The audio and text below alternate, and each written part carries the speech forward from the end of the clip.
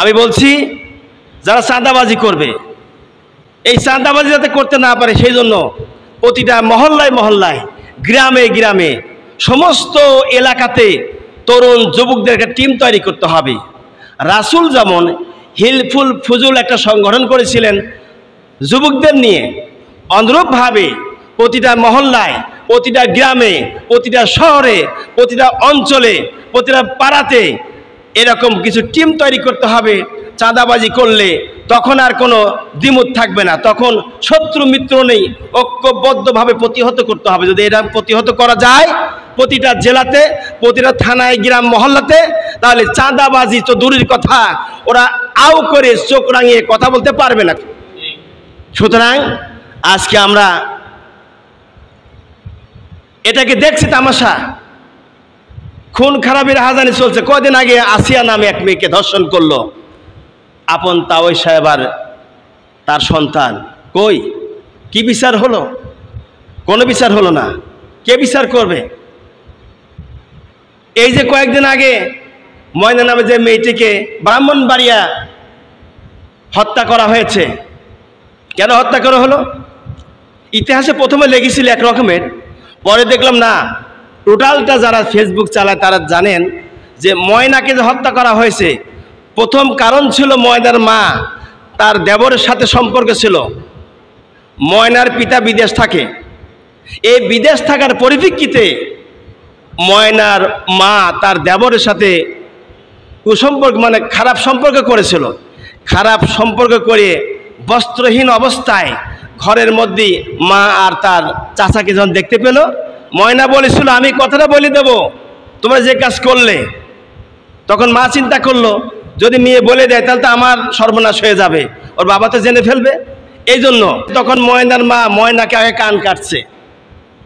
ময়নাকে মারার জন্য ময়নার মা আগে কান কেটে দিয়েছে, এরপর ওয়ালের সঙ্গে ধাক্কার পর ধাক্কা, গুতানের পর গুতনি, আশ্রয়ের পর আশ্রয় করছে চুলে ঝুঁটি ধরে।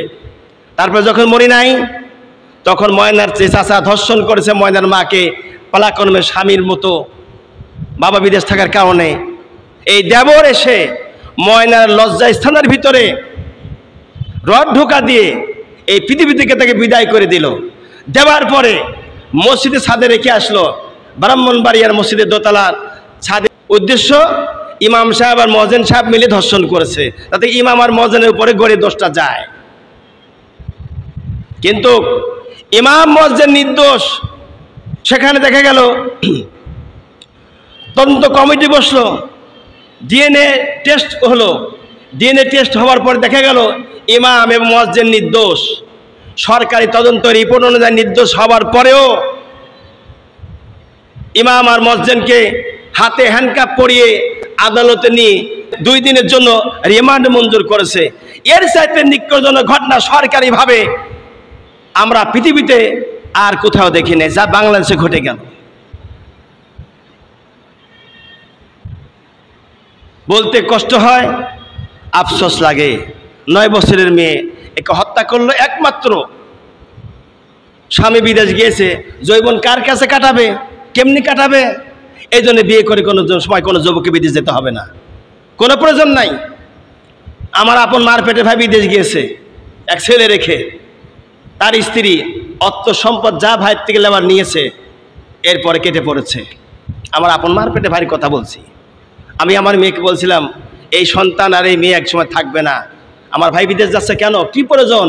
কোনো প্রয়োজন নাই, ওই বউ সরে যাবে। সত্যি তাই। ছেলের বয়স যখন 2 বছর তখন বাস আমার ভাইয়ের থেকে যত দূর লেবার নিয়েছে, 14 বছর 15 বছর আমার ভাই সৌদিতে থাকে, তার থেকে যা লেবার নিয়ে নাটোরে বাড়ি ঘর করে বাস ভাইকে তালাক দিয়ে আরেক যা চলে গেছে। এই যে অবস্থাটা সৃষ্টি হয়েছে একমাত্র যৌবনকাল। যৌবনটা কাটাবে কার সঙ্গে? সেই জন্য যৌবনকালের স্ত্রীকে রেখে কোথাও যেতে নাই। আজকে আসিয়ার পিতা এসে আসিয়ার কবরের কাছে দাঁড়িয়ে দাঁড়িয়ে কাঁদতেছে, আর আসিয়াকে মারার পরে আসিয়ার মা অভিনয় করে কাঁদতেছিল। হায় রে অভিনয়ের কান্না, দেখবেন একবার আফসোস লাগে একমাত্র কোরআনের আদর্শ না থাকার কারণে। আর কোরআন আইন কে কে চালু করবে? বাংলাদেশে এমন কোনো আমি দল দেখি না সে কোরআনের রাজ কায়েম করবে। কোরআনের রাজ কায়েম করতে গেলে পরে একমাত্র হক্কানি আলেম ওলামা পীর সাহেবেরাই পারবে, অন্যথায় যত ইসলাম দলই হোক কোন ইসলামী দল পারবে না। কথা বলে না কেন? কোনো ইসলামী দল পারবে না। যে ইসলামী দলগুলি ইসলামী আন্দোলন করছে ওদের মধ্যে নাই সুন্নতের আমল, না আছে মুখী দাড়ি, না আছে মাথায় টুপি, না আছে সুন্নতি কোনো জামা লেবাস। নবীজির কথা বলে তারা ইসলাম প্রচার করে, ভালো কথা মানলাম তাদের কথা, কিন্তু রাসূলের সময় ইসলাম যখন কায়েম করে হয়েছিল তখন রাসূলের সাহাবায়ে কেরামের মুখে ছিল দাড়ি, মাথায় ছিল টুপি, গায়ে ছিল রাসূলের সুন্নত তরিকা জুব্বা। আর এখন জুব্বাবিহীন দাড়ি কেটে উনি হলে টুপি না পরেই ইসলাম কায়েম করবে। ইসলাম তো সস্তা, ইসলাম তো সহজে কায়েম হবে না। এবারও মনে রাখবেন, আমি কুতুব বলে গেলাম, স্বৈরাচার আবার ক্ষমতা যাবে, যাবার পরে ইসলামী দলগুলি আর একটা পানিশমেন্ট রীতিমতো হবে, হবার পরে এই বাংলাদেশের মানুষ যখন ঐক্যবদ্ধ হবে তারপর স্বৈরাচার যখন সরে যাবে, যে স্বৈরাচারকে আমরা বিতাড়িত করেছি এরকম স্বৈরাচার বাংলাদেশে একটা আছে, একেও তারার পরে নতুন দেশ গঠন হবে। সমস্ত ইসলামী দলগুলো ঐক্যবদ্ধভাবে তারা নিজ নিজ দায়িত্বে গঠন করবে তারা নিজস্ব দলগুলো, আর সে সময় যখন নির্বাচন হবে ওই নির্বাচনের মাধ্যমে আল্লাহর দিন কায়েম হবে। অত সহজে দিন কায়েম হবে না ভাইজান, যা ভাবিছেন তা না। ইসলাম কায়েম করতে গেলে পরে রক্ত দিতে হবে, জান দিতে হবে, মাল দিতে হবে, অর্থ দিতে হবে। এখনো যারা ইসলাম আন্দোলন করে তারা হলো অন্যের টাকা মারি খাচ্ছে, তারা মসজিদ ইমাম সাহেবের টাকা মারি খায়। তাহলে ইসলাম কি করে কায়েম হবে দেশে? তারপর মানে আমি বাস্তব নিজে